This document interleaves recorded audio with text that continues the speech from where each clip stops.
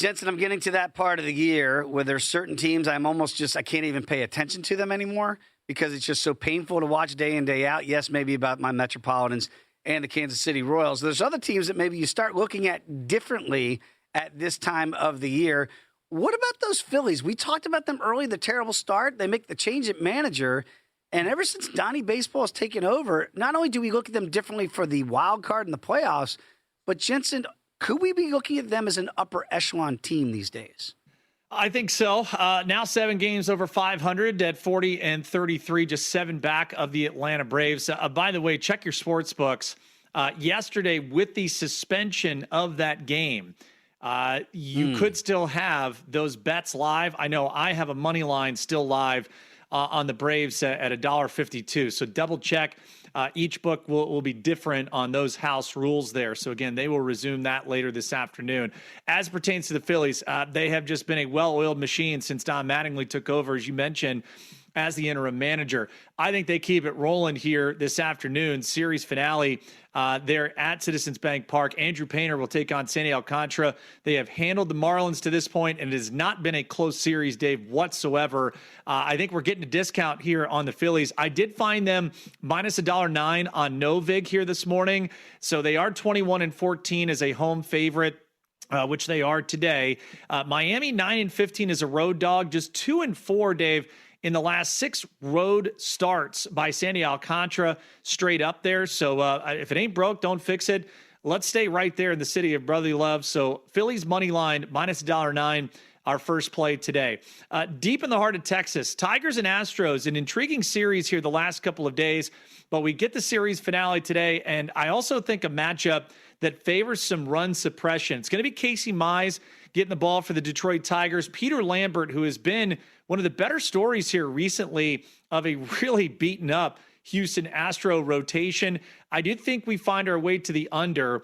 I'm going to play an under 8.5. Found that at minus $1.13 on Novig as well. Seeing 8s there at Circa and elsewhere around the market. Dave, 7 consecutive games started by Casey Mize of the Tigers in which 7 or fewer runs were scored combined, regardless of opponent. 7 times. The offense has disappeared, but Casey Mize has been equal to the task. So that's a trend I don't want to get in front of. And the way Peter Lambert has been throwing too, let's stick with it. So an afternoon affair there at Dyken Park, under 8.5, minus $1.13 for Tigers and Astros. I love to do this and ask these questions to you because with the trade deadline coming in early August, and here we are in mid-June, and I'm looking at those fighting fish, as you mentioned today, going up against the Phillies. And they're now 2 games under 500 after losing the first 2 in this series. They're three back of the wild card, but 2 of the teams in the wild card, again, we think the Phillies are going to be not only in play there for a wild card, but maybe we can run down the Braves. Who knows? It's the Cardinals and the Nationals right now that would be holding down those 2 other wild card positions in the National League. Now, I'm not saying that this is Fugazi and fool's gold with those 2 teams, but I think if you're a team like the Marlins or a team like the Pirates or even the Diamondbacks, you might look at that and go, man, we can run down those guys, right? The reason why I bring that up is Sandy's pitching today, as you mentioned, and I keep hearing in baseball circles that he could be on the blocks before we get to the trade deadline. Wouldn't that be counter for a team like the Marlins that feels like they're in the race right now for the wild card? I guess my question is, do you think he's really on the blocks, or is that just kind of throw it out there and see what offers you might get? No, I think right now is that kind of year, or time of the year, I should say, where every front office starts doing its due diligence. Not that they are interested in dealing per se, more so in understanding what market value would be right now. And not a shock that Sandy Alcantara's name will be one of those bandied about. Whether he does get moved or not, I think we're way too early still on the Marlins side of where they would be. And especially just looking at the wild card race, we talk about it a lot with the American League. You look at the Kansas City Royals, who are dead last right now. They're only 7.5 games out of a playoff spot. But more importantly, let's kind of look at it from the National League side. The Washington Nationals, if the playoffs started today, would occupy the final wild card spot. There are 7 teams, including those Miami Marlins, Dave, within 3 games of the final playoff spot. So very difficult at this juncture to want to jettison, knowing you still have about a month and change before we get to that August 3rd deadline. So I don't think anyone's looking to move any assets just yet. As I told you, our checkpoints will be the All-Star break and then probably about a week before the trade deadline. That really is when teams will start to make those decisions. All right, good, because I don't want those fish. I got some tickets on them. Don't deal Sandy. That's what I'm getting at here in the long picture of it.